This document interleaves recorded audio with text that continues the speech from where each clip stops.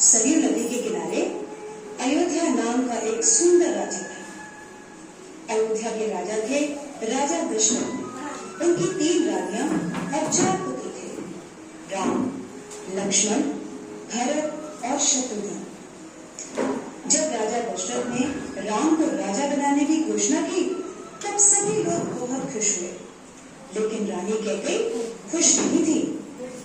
महाराज, क्या आपको याद है आपने मुझे 2 वचन दिए थे?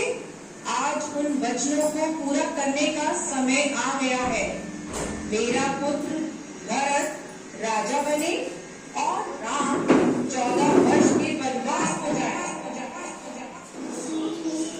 राजा दशरथ की आज्ञा पाकर राम और लक्ष्मण सीता के साथ 14 वर्ष के वनवास के लिए चले गए। पंचवटी में सीता माता ने एक सुनहरे रंग के मृग को देखा। रंग सुनहरा मृग अति सुंदर, सीता मन को भाए, कोई जाए इस मृग को अति शीघ्र ले आए। सीता माता की इस बात को सुनकर श्री राम मृग की खोज में जंगल की ओर निकल गए।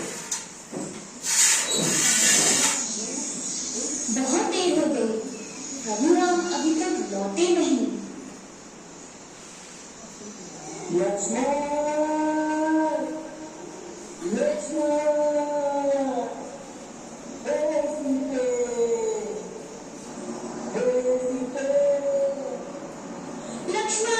लक्ष्मण देखो, प्रभु तुम्हें अपनी सहायता के लिए पुकार रहे हैं। हे माते, ये मुझे किसी मायावी शक्ति का कार्य लग रहा है। आप चिंतित ना हो, भैया जल्दी घर लौट आएंगे। नहीं लक्ष्मण, मेरी आज्ञा का पालन करो।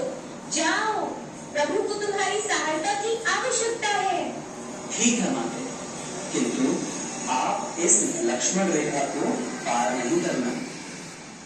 रावण को ज्ञान था कि वो लक्ष्मण रेखा को पार नहीं कर पाएगा, इसलिए उसने साधु बनने का प्रण रचा और सीता माता को उठाकर ले गया।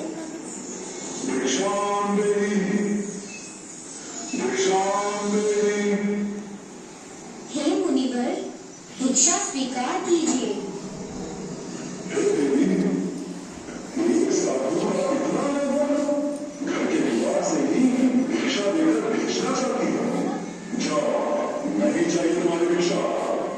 नहीं नहीं मुनिवर, रुकिए, मैं आती हूँ।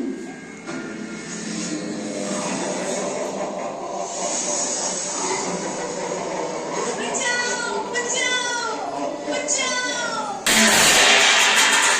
प्रभु राम, बचाओ, बचाओ। मेरे नाथ, मुझे बचाओ। ये धर्मी पापी रावण मुझे मारकर ले जा रहा है। बचाओ। राम और लक्ष्मण सीता माता को कुटिया में ना पाकर बहुत चिंतित हुए और उनकी खोज में निकल गए। श्री राम, लक्ष्मण और हनुमान ने लंका पर चढ़ाई कर और राम और रावण में युद्ध हुआ, जिसमें श्री राम विजयी हुए।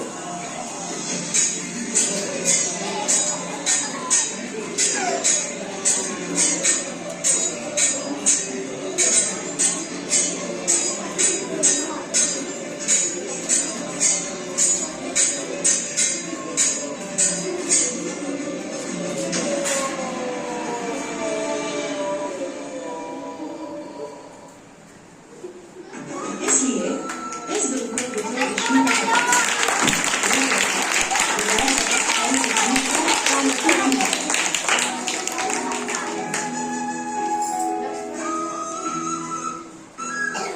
सीता, मैं हेलो मोटो।